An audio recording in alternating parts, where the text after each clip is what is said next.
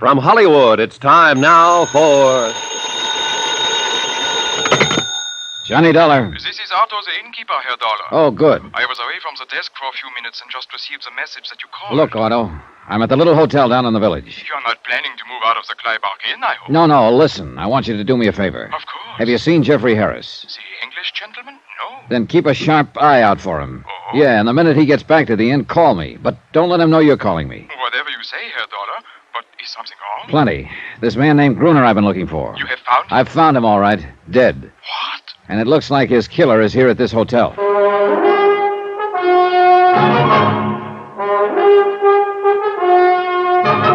Tonight, and every weekday night, Bob Bailey in the transcribed adventures of the man with the action-packed expense account. America's fabulous freelance insurance investigator. Yours truly, Johnny Dollar.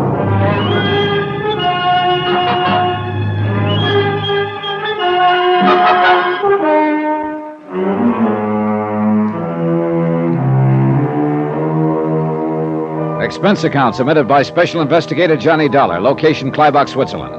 To the Home Office Global Casualty, Hartford, Connecticut. Assignment, the picture postcard matter. Expense account continued. The murder of Gruner meant that I had lost the one solid lead I had on the whole case. Unless, of course, I could round up whoever put him away. Item 10, $1 to the desk clerk for watching the rear entrance of the hotel in case the killer should try to get out that way.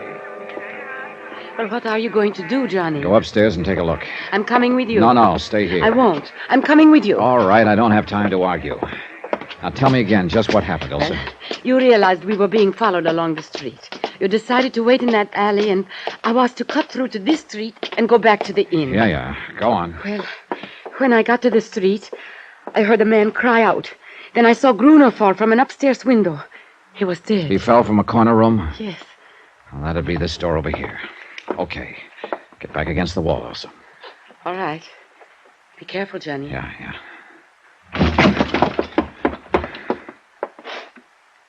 Empty. Maybe one of the other rooms, Johnny. Yeah. Hey. Somebody just locked up. That was down the hall. Yeah, come on. That room at the end. Get back, Elsa.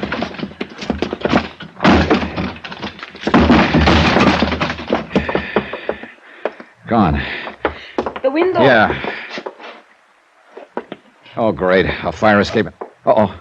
You see someone, Just Johnny? a flash as he disappeared around the corner. Could you recognize There him? wasn't much light, but it looked like the big boy who jumped me back in Zurich. Then it was he who killed Gruner. Could be. And Gruner was my last lead to those stolen diamonds. You think that man who got away now has them? I don't know. If he does and tries to leave town, Inspector Honegger's man will pick him up at the railroad station. Well, let's go back to the inn. We did. But only because it meant being someplace where I could quietly sit down and think. Try to put together and make sense out of what meager information I had. But the more I thought about it, the more I realized that I was stymied. More coffee, Johnny? No, thanks, no.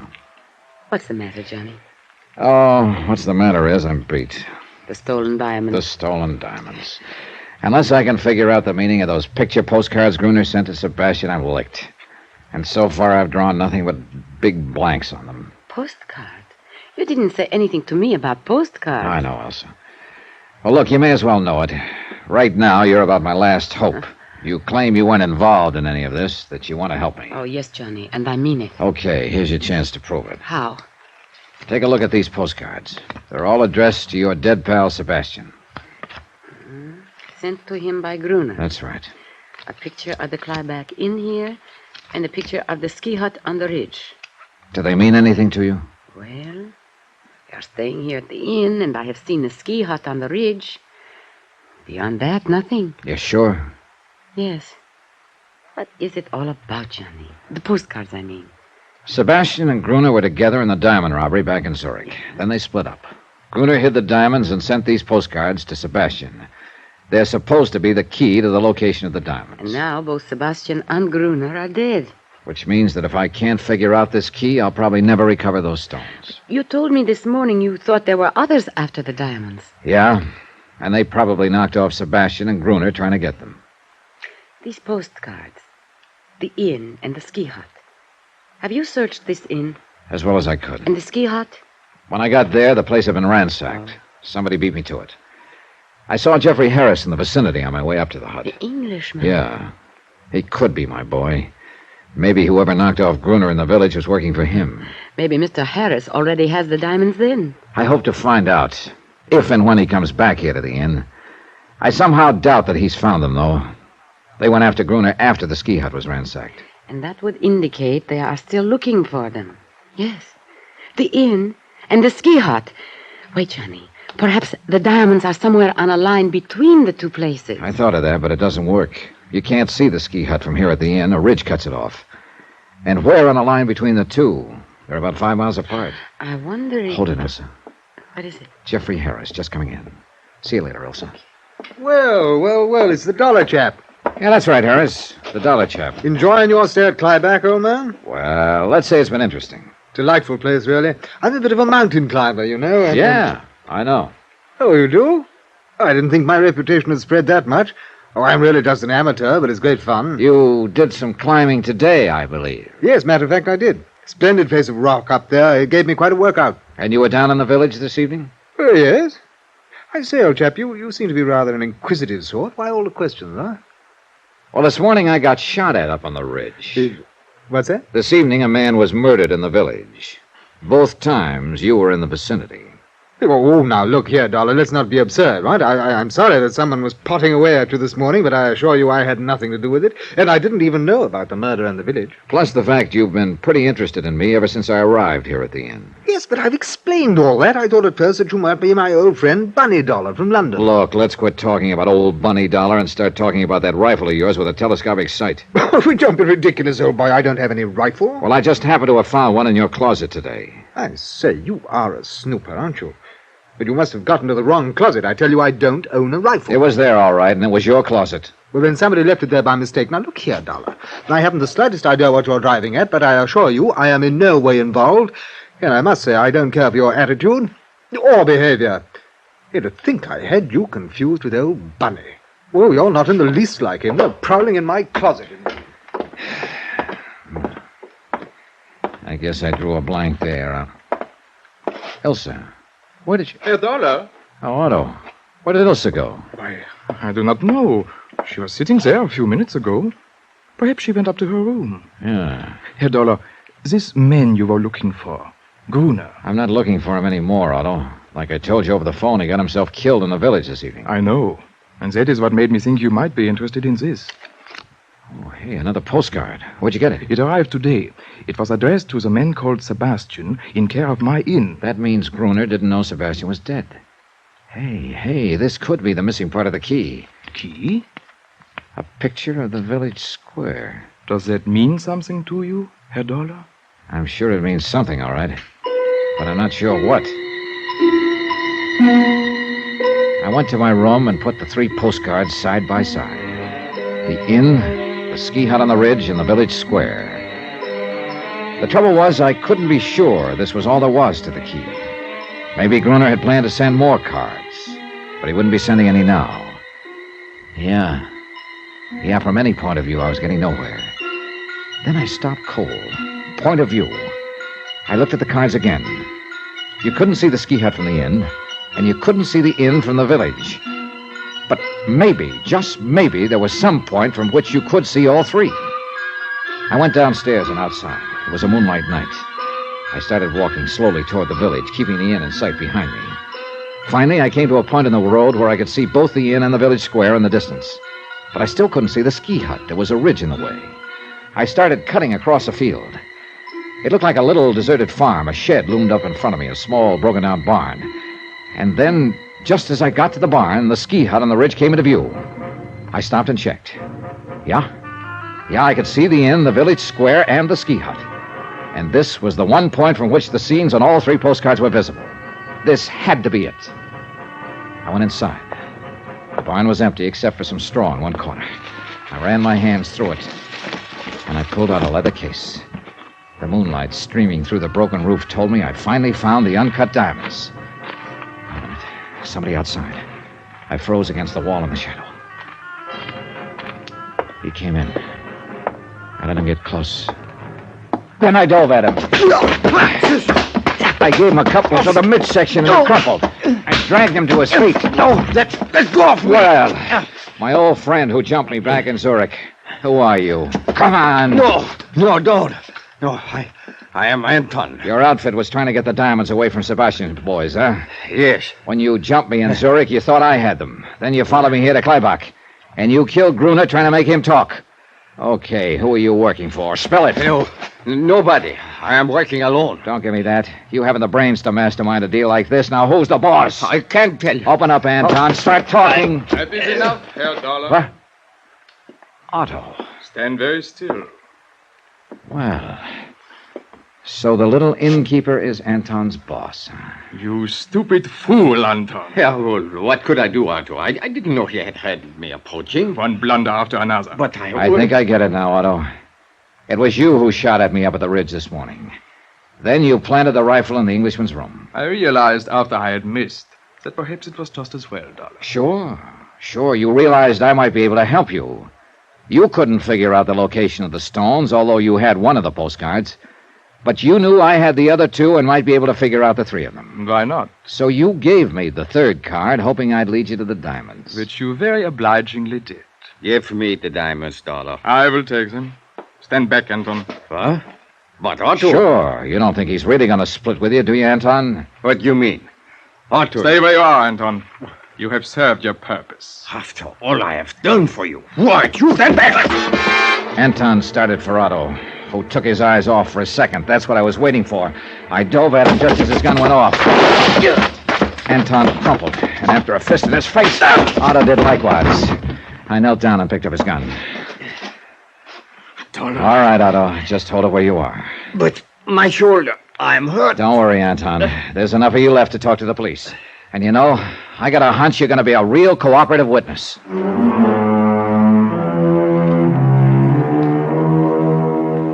Expense account, 14th and final item, $678.50, transportation and incidentals home. Total expenses, $1,723 even. Remarks?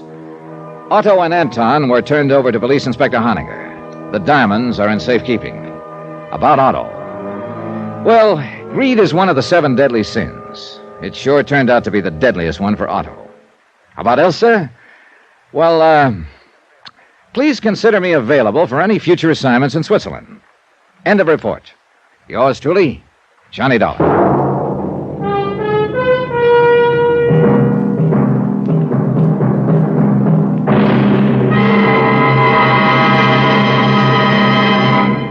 Now, here's our star to tell you about next week's story. Next week, there's uranium, they say, in the Arizona hills.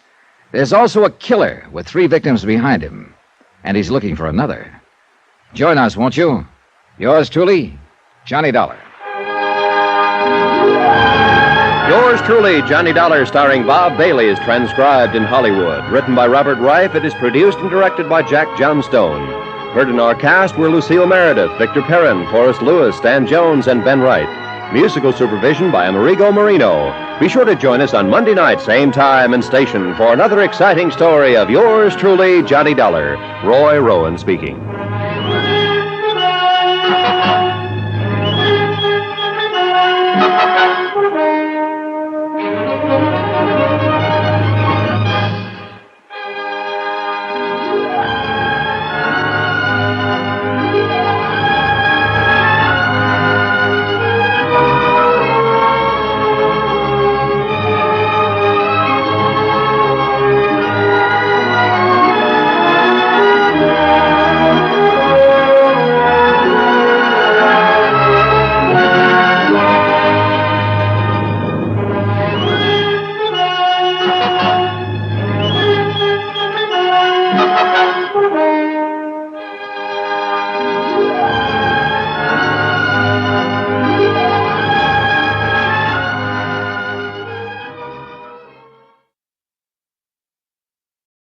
From Hollywood, it's time now for...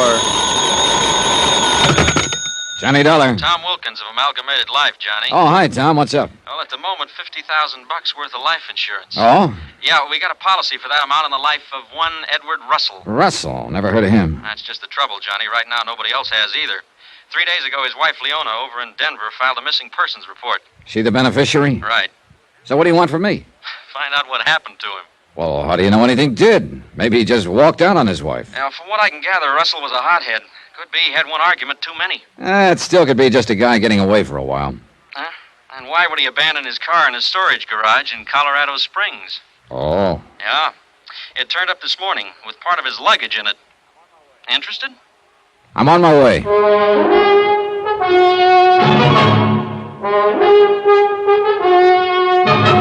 Tonight and every weekday night, Bob Bailey in the transcribed adventures of the man with the action-packed expense account, America's fabulous freelance insurance investigator. Yours truly, Johnny Dollar.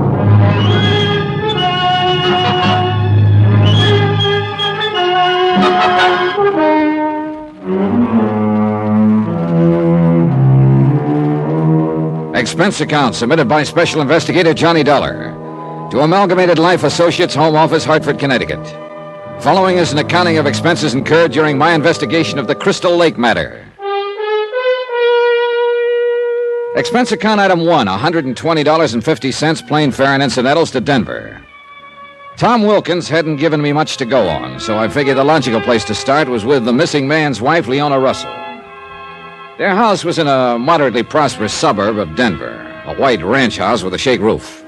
Everything looked neat and well kept, but somehow a forlorn feeling came through to me about the place. Then the door opened, and right away I was sure something pretty bad had happened to Edward Russell. You don't just walk out on a wife who looked like that. Yes. Mrs. Leona Russell? Yes. I'm Johnny Dollar, insurance investigator. Oh, yes, Mr. Dollar. Mr. Wilkins sent a telegram about you. Won't you come in? Thanks. Cooler in here. I try to keep the house shut up during the day. It helps. Please sit down. Oh, thank you. I've already told the police what little there was to tell when I filed the missing persons report. Oh, sure. This is just a routine investigation, Mrs. Russell. You probably don't feel too much like talking about it, but if you wouldn't mind going over what information there is again.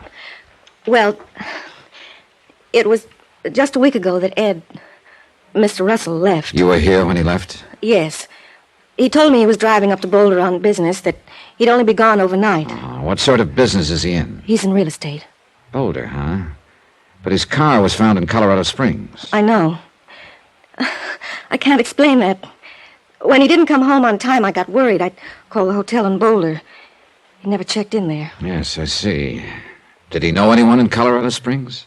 Just business contacts, as far as I know.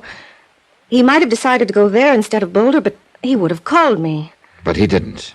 No. I haven't heard a thing from him since he drove away from here a week ago. Mrs. Russell, do you happen to know if your husband had any, enemies? No. Ed was pretty impulsive, you might even say hot-headed, but I just can't believe that anyone would hate him enough to do anything to him. Well, we don't know that anyone has. I know. It's funny, the things that run through your mind at a time like this. Uh-huh. What sort of things? It sounds funny, but I've almost been wishing he was in an accident or something like that. In a hospital where he might not have a chance to call me, but at least was safe and alive. You've checked the hospitals? All of them. I did that before I filed the missing persons report. Tell me, had your husband been unusually depressed before he left? If you're suggesting that Ed did away with himself, that's just not possible, Mr. Dollar. That's one thing he'd never do. He just wasn't built that way. Mm-hmm. Everything was fine between you two. Yes. Of course, we had disagreements, arguments in the 6 years we've been married. Who hasn't? But nothing serious. I guess I'm not being very helpful to you, Mr. Dollar. Well, I'm sure that's not your fault. You've no idea at all where he could be, then, or what could have happened? No. None at all. Except... Except what? Well, I don't know if it means anything or not, but I found this under some of Bill's papers on his desk just this morning. Travel folder. Crystal Lake. Where's that? It's a resort up in the mountains. As I say, I don't know whether it means anything or not. Has he ever been there before? Oh, not that I know of. Or mention it to you? No, I don't. I'm sure he hasn't. Well, I'll check it out. Thanks, Mrs. Russell. Oh, just one more thing. Yes? You're the beneficiary of his life insurance policy? Yes. I know what you're thinking, Mr. Dollar. I'm not thinking anything. I'm just asking questions. It's my job. I know. But let me ask you a question, Mr. Dollar. Do you think $50,000 or any amount of money could possibly make up for Ed?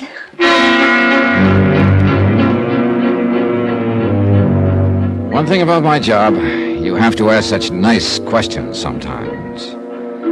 After Leona Russell's answer, there didn't seem to be much left to say, so I told her I'd let her know if I found out anything, and I left.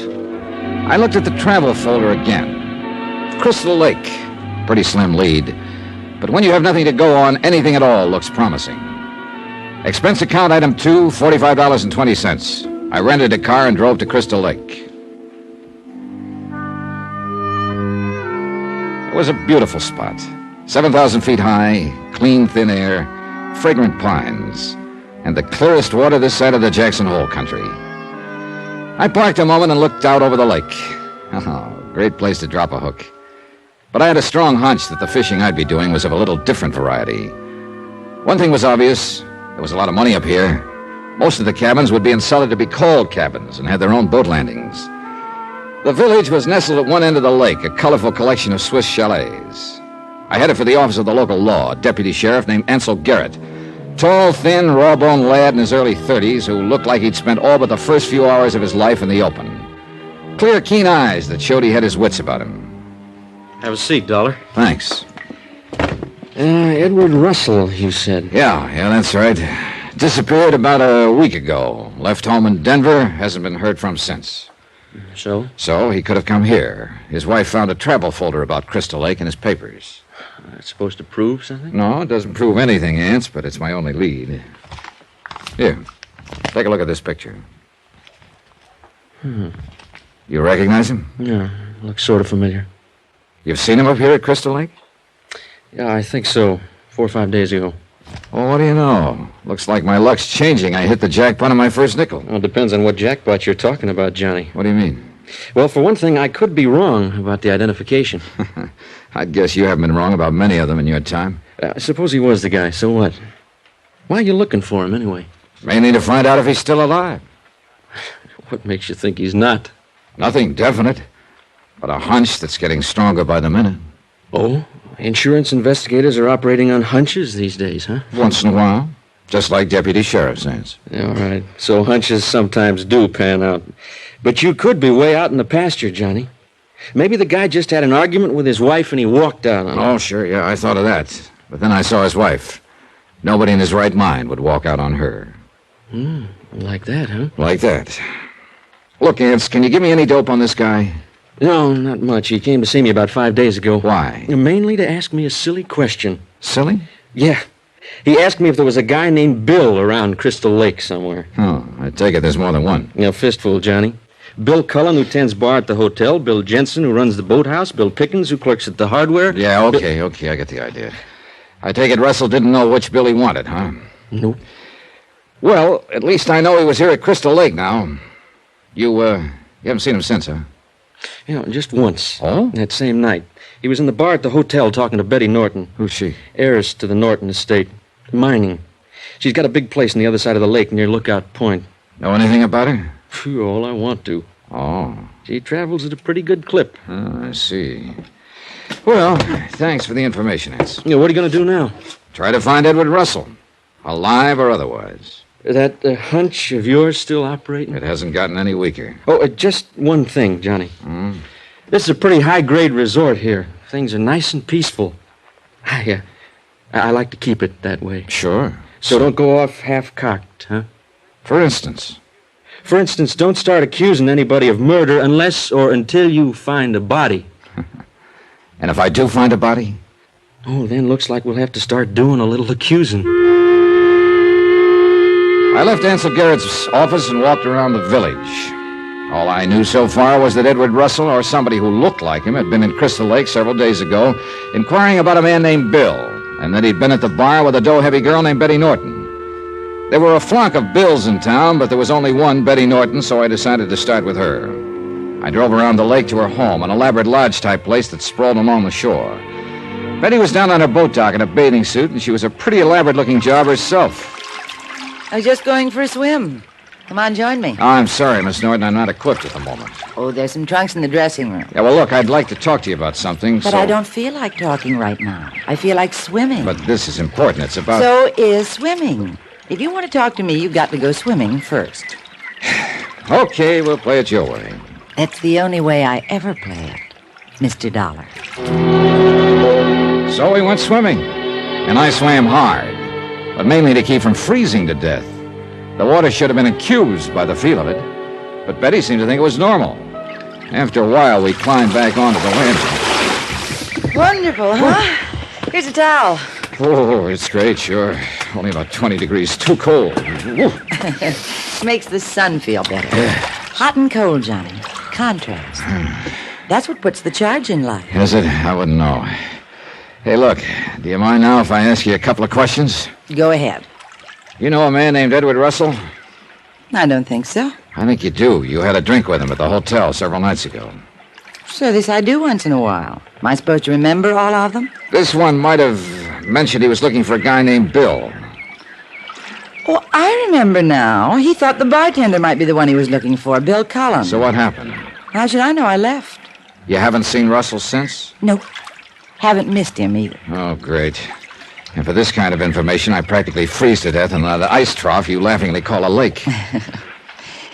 Maybe your trip wasn't a waste of time after all, Johnny. Oh. We met. Well, What do you do with your spare time? Well, A, I don't expect to have much, and B, isn't that sort of a leading question? I'm pretty good at leading. You must have trouble finding guys to dance with, huh? Why don't you try it sometime? Huh?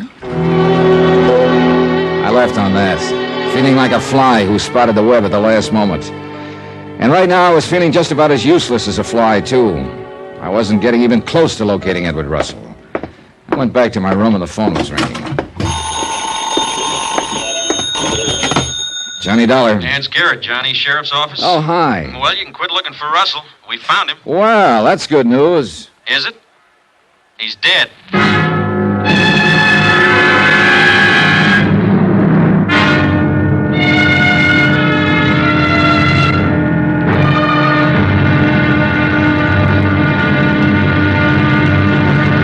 Now here's our star to tell you about tomorrow's episode of this week's story. Tomorrow, a cabin with a lovely view of a beautiful lake. A nice, comfortable, quiet spot for murder.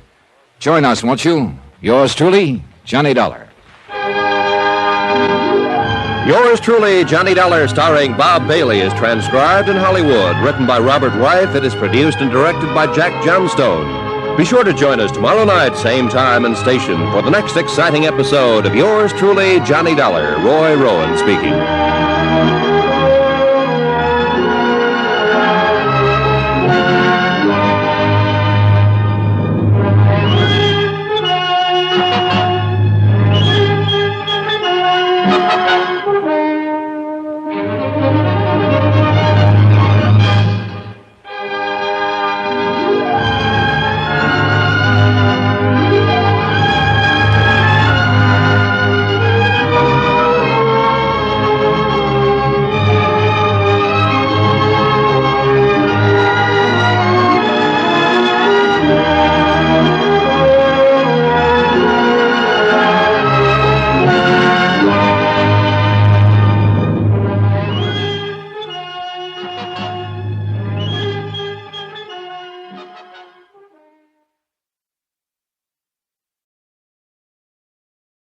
From Hollywood, it's time now for Edmund O'Brien as...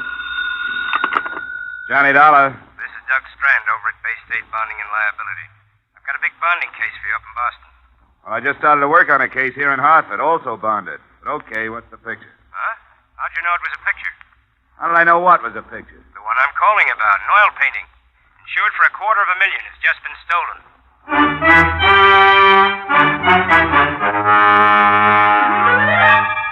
Edmund O'Brien in another transcribed adventure of the man with the action-packed expense account. America's fabulous freelance insurance investigator. Yours truly, Johnny Dollar.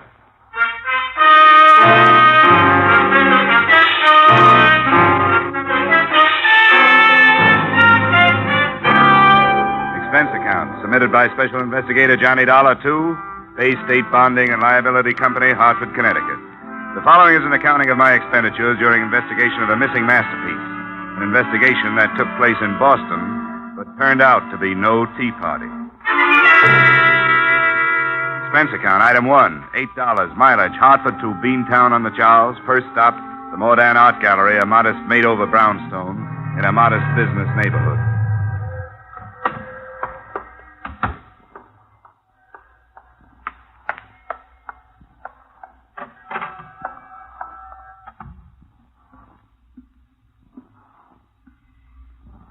Good afternoon. Oh, hello. Is Mr. Andrew Modern here? He stepped out of the office for a few moments, but perhaps I could help. I'm his daughter. Oh, I see. My name is Dollar. I'm from the insurance company. They sent me up to see what I could do for you on last night's theft. Oh, that's such good news. Father has been beside himself. I know he'll be so relieved with you here. Now, let's see. According to my worksheet, the painting was owned by a Mr. Rideau, huh? Caesar Rideau? Yes, he's an acquaintance of ours. He's not what you'd call the arty type by any means, but he's interested in good oils, and he has a very nice collection of masters. Was this village scene on loan to the gallery, or did Mr. Rideau want to sell it? It was a loan. And that's what makes this so terrible for Father, and for me, too. He didn't want to accept the loan, and I talked him into it. You see, it's been very difficult for Father, and I thought that hanging an important picture in the gallery would bring people in. And it did for 3 days, but... Oh, Father, this is Mr. Dollar. Yeah? He's here to help us. He was sent by the company that insured village scene. Ah, bless you, bless you. I am so happy you are here. I hope I can help, Mr. Modern. The police, I know they do their work well, but they are so stern, unfriendly. To them, who is Pieter Bruegel the elder? And village scene, what is that? A stolen broom would annoy them so much. Now, don't let their attitude fool you, Mr. Modern. I'm sure they're doing everything they can, Father. Yeah. Mr. Modern, I understand that nothing else was touched. Yeah, what is anything next to Pieter Bruegel? It was the only master in the gallery then, huh? I'd like to see where it was hanging. Yeah, of course. At this door. Teresa, you will wait? Yes, dear, I'll be here. Wait, Mr. Dollar. I feel I must explain the importance to me personally. Is that all right? Sure, if you think it'll help, go right ahead. Mr. Dollar, if we do not find the canvas, my gallery is gone. Everything, all my years are for nothing. Why do you say that? Because of that man, Rito. There is a hate between us. We have not expressed it, but it is there because, well, you have met my daughter. You realize her great beauty. I have tried to protect her from this man. Now I am on my knees to him because of my carelessness. Well, I wouldn't give up if I were you. We haven't even started on this case yet. If we fail, I will take her away from Boston, start all over again. You come this way. In this gallery, you see my life, Mr. Dollar. Many of these canvases I bring with me from Salzburg when I leave, before the Anschluss. Here under that light, is where a village scene was hanging. I have hung nothing more yet. Mm-hmm. Forced this window, huh? Yeah. You see, it looks on the back of the property. Do you see something? No. No, I was just wondering what I'd do with the picture if I'd stolen it. Who could I sell it to? Who'd be willing to take a chance on displaying it? Oh, I'm afraid there are a great many unscrupulous collectors in the world. There's much trade in stolen goods. And again, sometimes great masterpieces are held for ransom. For that reason, I have offered a reward of $5,000 myself. Hey, that's pretty steep for you, isn't it? What about Rito? Rito? What cares Rito? To him, the canvas is nothing. I wish he was right. Well, I think I've seen everything I want to see here. I'm going to check in with the police, Mr. Modern. I'll let you know when we turn something up.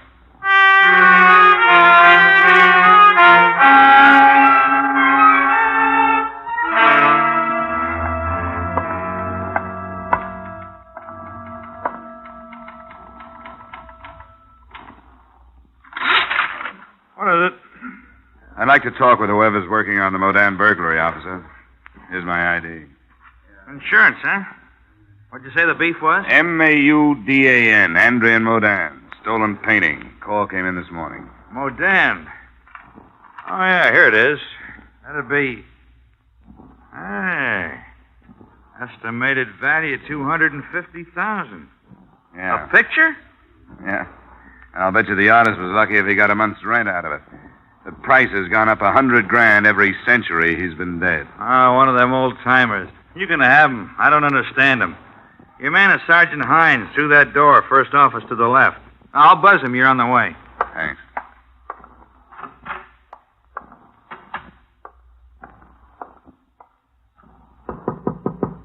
Yeah, come on in. How are you, Dollar? So you came up on the Modan thing, huh? Yeah, that's right. I wanted to check in with you, find out how much I can do before you pull your rank. Ah, cut it out. Well, I run into some touchy policemen. Not here. Well, I get my hat off that chair. Sit down. Thanks. You get a free hand as far as I'm concerned, Dollar. Been out to see the old man yet, Modan? Yeah. Say, what kind of a make did you get at the gallery? Nothing special. Typical window job. Heavy crowbar, no signs worth anything outside. The old boy ran a story in the papers about the picture coming to his gallery, so it's a little tough to narrow the suspects. This guy who owns it, Cesarito, I've heard of him, haven't I? Yeah, a lot of people have.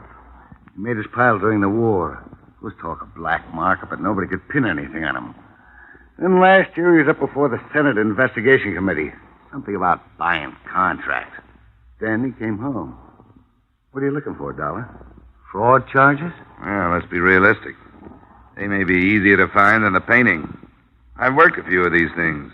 You know, the usual method is to gut the canvas out of the frame with a razor blade while it's still hanging. Rolled up, it's easy to conceal. On this job, it went frame and all, didn't it? That's what I got. But I'm thinking the other way.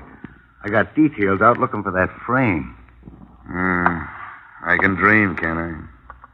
It's faster my way. And I got tickets for South Pacific for 3 weeks after Easter.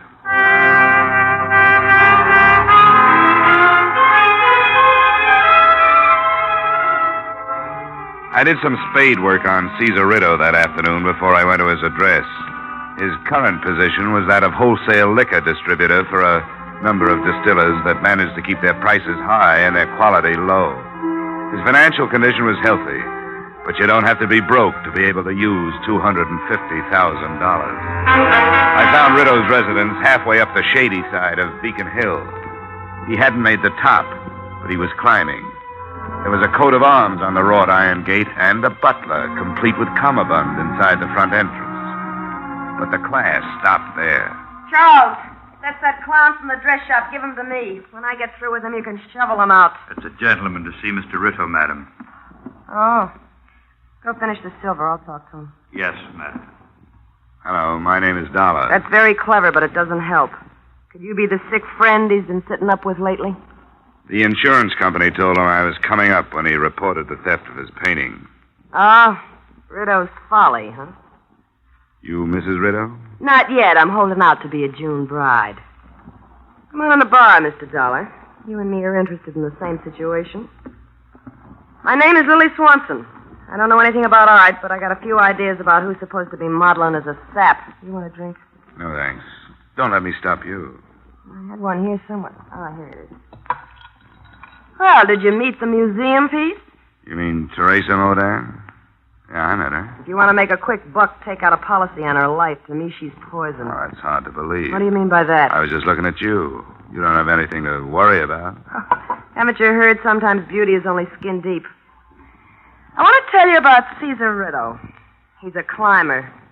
I've been good enough for him for a long time, but now he wants refinement. Doing specialties in burlesque houses, that's one thing you don't develop. Maybe I'd better have that drink. Yeah, help yourself. Don't get me wrong. I'm not building up to a sob story. But it's just like him waking up one morning with a big interest in art and money enough to carry it off. The right people were impressed. Now he wants that dame, and he's willing to gamble a few $100,000 if it'll help. That's why he put that picture in that fire trap. Where do you think it is now? How should I know? The point is, he doesn't care where it is. He's protected. Another point is that I'm getting paid to care a lot where it is. Well, I can't help you there. But he's got to be taught that he can't walk over people without getting hurt himself. I'm afraid I can't help you there. Then that dame, Teresa. If you think she's worth it, tell her. He's not good enough for her. She'll get hurt. He's got no more feeling for her than he has for a new suit. He'll wear her for a while. When he gets bored, he'll go shopping for a new pattern. If she's a nice kid, she ought to be told. That's quite a pitch, Lily. Caesar. I don't mind strangers hearing things like that, but the servants might have been listening. Discipline, you know. I don't care. Wait till I write my memoirs. You're one of the rottenest mashers I've ever known, and I've known a few. Go fix your face. Sure. On the way, I might as well fix yours. I didn't hear enough of it to find out who you are. Name's Dollar, insurance company. Oh, yeah. Tell me, you made any progress? Yeah, general progress. I've learned that Bay State Bonding and Liability hired an investigator on the wrong end of this case. They should have looked you over before they issued the policy. With any kind of big company, you can depend on about 90% of that all the time. Rush things when the money's coming in, then be careful when it's too late. Tell me, what about my picture? Well, I don't think a nice, honest thief has it. Why do you say that? Number of reasons. It's too hot to steal the way it was stolen. Well, what do you think happened? You're too big to be accused on a hunch. Wait till I get some facts. Then I'll talk to you about it. Right now, I want to talk about a clause in your policy that says you shouldn't move the insured property without first notifying the company. Yeah, that's right. Big companies again.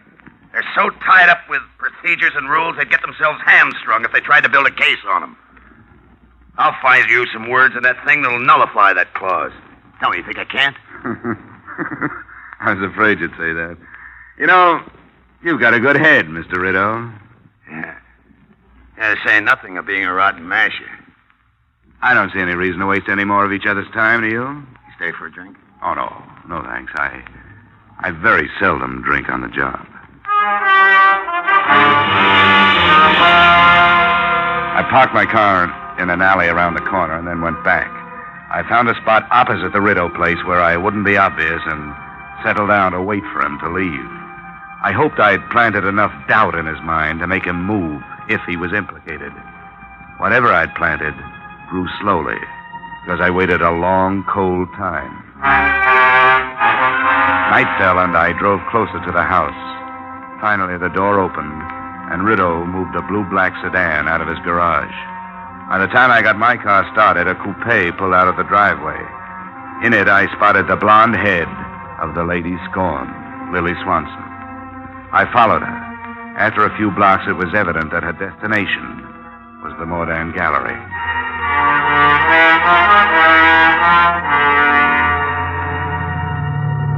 I pulled up at the rear of the building.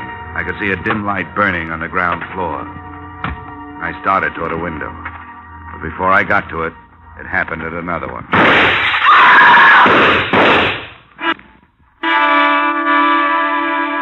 It was a woman's scream. But when I finally got inside, the only person there was Caesar Rideau. He was still alive, the stupidity of shock on his face as he leaned against the wall under a light that had once shown up the best features of Pieta Bruegel's village scene.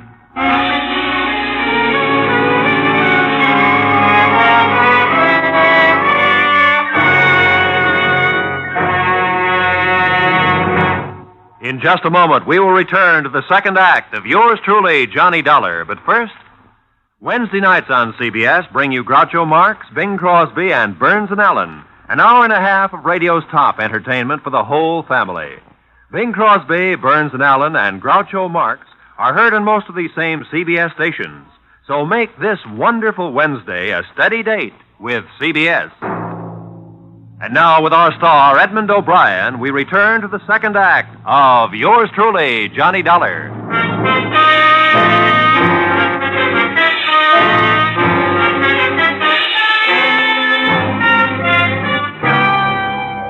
So there I was. I'd been sent to Boston to find the missing village scene and found myself at the scene of attempted murder.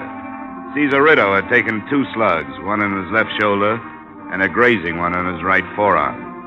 I phoned for police and ambulance, then did what I could to make Rideau comfortable. I turned up the thermostat, covered him with my coat. Who did it, Dollar? That's the question I was going to ask you. Don't you know? Must have been outside. That's right. Through the open window there. Why'd you come down here? I forgot my hat. Look, you're in no shape to try being clever. You met Teresa. Let me alone. I want to know how your stolen painting figures into this. Leave me alone. Leave me alone. I met Teresa. This is where we meet. What about the painting? It was stolen. I don't feel good, Dollar. I don't feel good at all. I don't want to talk. I feel like I'm going to pass out. And he did. After the ambulance took him away, I made a statement to the police that was not false, but lacked enough truth to save a few people from being dragged in for questioning. I headed for the blonde member of that group.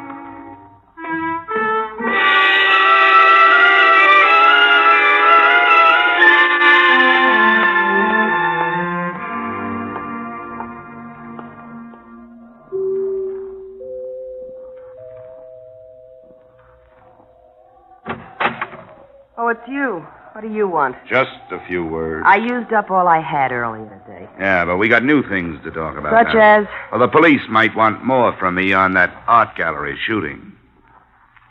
All right. Is he dead? No. Did you know I was there, or were you just guessing? I wasn't guessing. I followed you from here.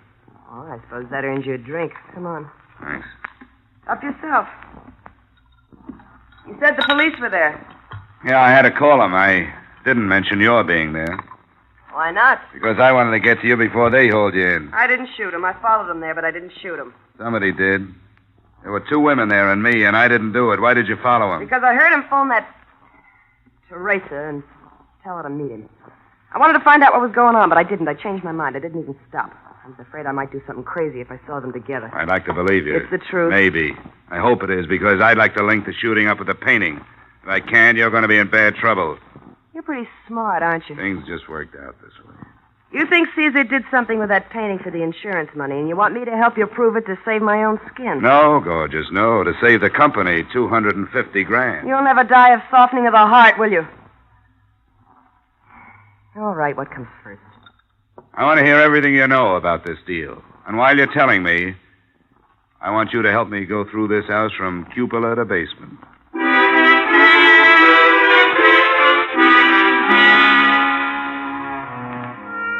This time I believed her story, but there still wasn't anything in it to help me. The search of the house paid off the same way. No painting, no leads, nothing. At 11 p.m. I left, looked up the Modan home address, and bearded the other point of the triangle in her den. It's terribly late, Mr. Dolly. It's after 11. Your father here? He's upstairs in his studio. Wouldn't tomorrow morning be better? Maybe for you, but not for me. I don't want to give you all that time to get your story straight. Story straight? Why'd you meet Rideau at the gallery tonight? Don't say that's any of your affair. A girl has a right to meet her fiancé when and where she wishes. Fiancé? Yes. They're to be married as soon as possible. You were with him when he was shot. Why did you leave him? Because I was terrified. Caesar told me to go. He thought she was trying to kill me. Did he say it was Lily, or is this your idea? Of course it was she. Who else would it be? Mr. Dollar, this situation is unpleasant enough without these insinuations from you that I don't even understand. It means nothing to you. It is a matter for the police. You have no right to meddle in our lives. You are sent here to look for village scenes. That's what I'm doing. Why are you marrying that self-styled dictator? Because I love him. Well, that won't stay down. Nobody but Caesar Rideau could love Caesar Rideau. Right. It's because I'm tired of being a poor man's daughter. I want to get away. I finally decided what I want out of marriage. What he can give me. He's going to be a big man, a wealthy one. And I'm going to be his wife. Teresa. I'm sorry you heard that, Mr. Modan. Oh, Teresa. Stay out of this, Father. I've made up my mind. Go to bed. Go to bed with those words in my ear. My daughter, what has happened? What has that man done to you? Be quiet, Father. Teresa, wait. We will not be poor always. Go. Don't talk to me. How can this be? Suddenly, she is no longer Teresa.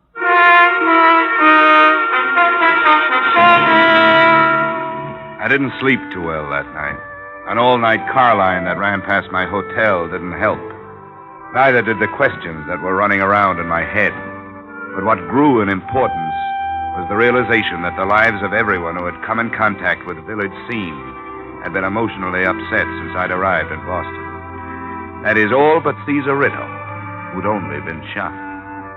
My half-conscious musings didn't move me forward any, but the phone call that awakened me did.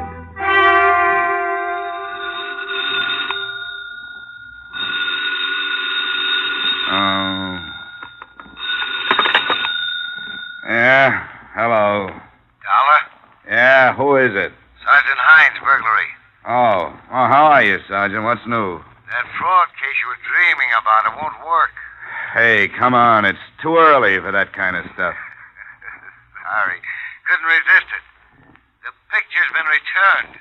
What? The old man Mordan didn't know where to reach you. He called us. It was returned for the reward he posted. Have you seen it? No, but if he's not worried, I'm not. I've got a lot of other burglaries. Okay. Thanks for calling. I'll go right out there.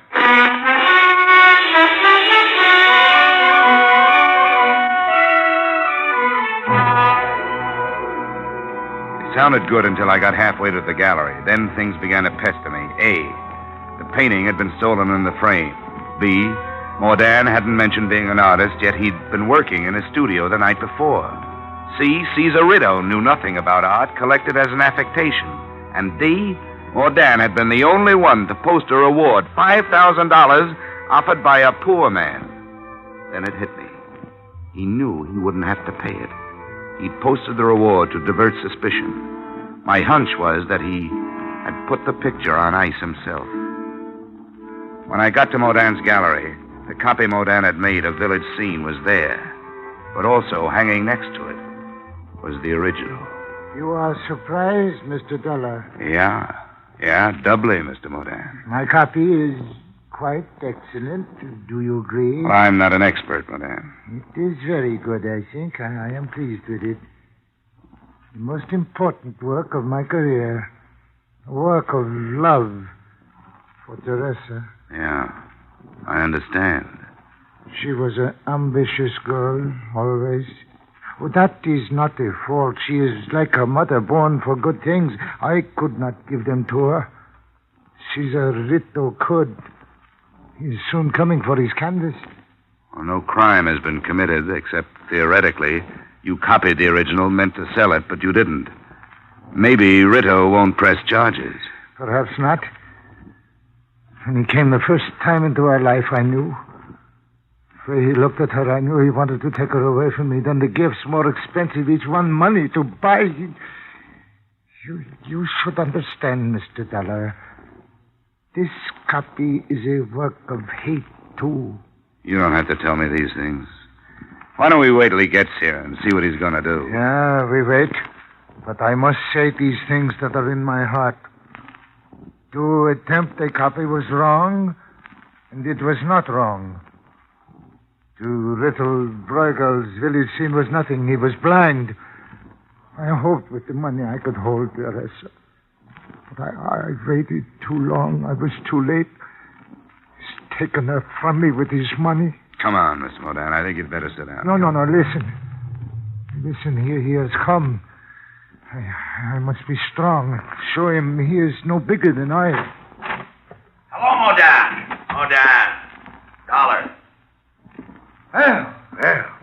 Except for a little blood, everything turned out just like it should.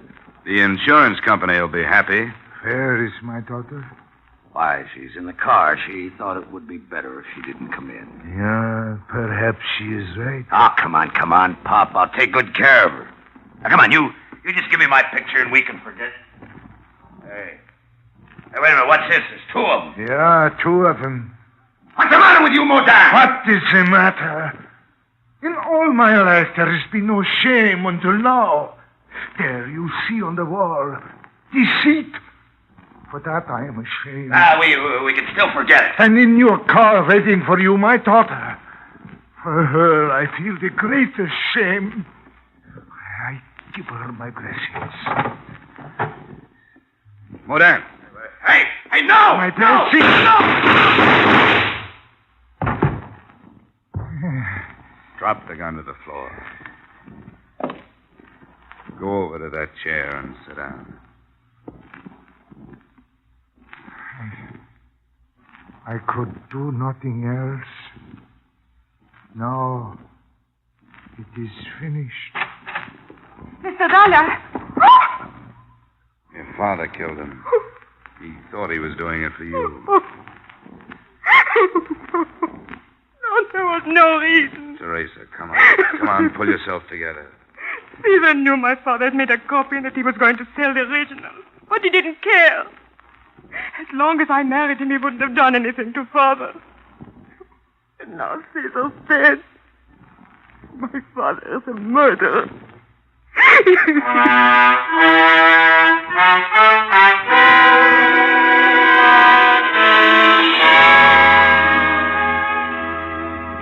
There wasn't much left for me to do in Boston. I made the statement that caused Andre Modan to be booked for murder, a father who didn't know when to stop protecting his daughter.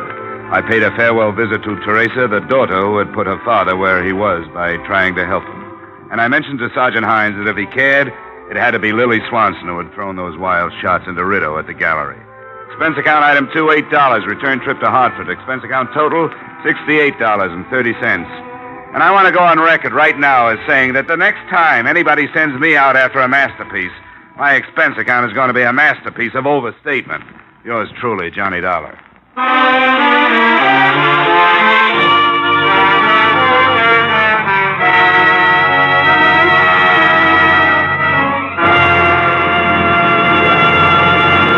Yours truly, Johnny Dollar, stars Edmund O'Brien in the title role and was written by Gil Dowd and Paul Dudley, with music composed and conducted by Leith Stevens.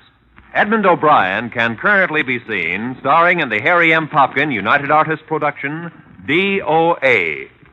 Featured in our cast were Charles McGraw, Walter Burke, Lillian Baeff, Robert Griffin, James Nusser, Joan Banks, and Tyler McVeigh. Yours truly, Johnny Dollar, is produced and directed by Jaime Del Valle. Join us again next week when, from Hollywood, Edmund O'Brien returns in another transcribed adventure of... Yours truly, Johnny Dollar.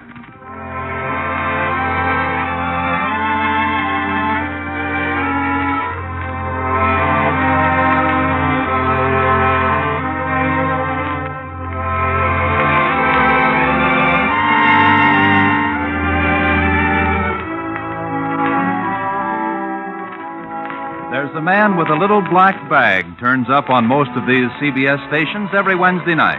And out of it comes some of the most light-hearted and most moving stories on the air. The man? Why, it's Dr. Christian, of course. And tomorrow night's the night for another of his famous visits. Be sure to hear Dr. Christian starring Gene Hirschholt as the beloved small-town physician every Wednesday night. Now stay tuned for the adventures of Philip Marlowe, which follows immediately on most of these same CBS stations.